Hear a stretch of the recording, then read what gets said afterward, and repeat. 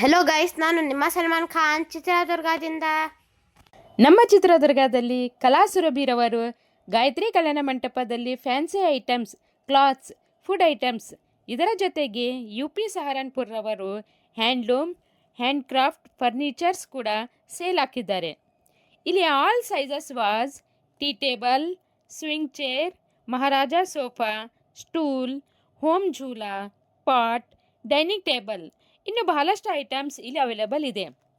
Bakrid special offer ಏನಪ್ಪ ಅಂದರೆ, ಯಾವುದೇ ಐಟಮ್ಸ್ ತಗೊಳ್ಳಿ 10 to 20% ಡಿಸ್ಕೌಂಟ್ ಇದೆ.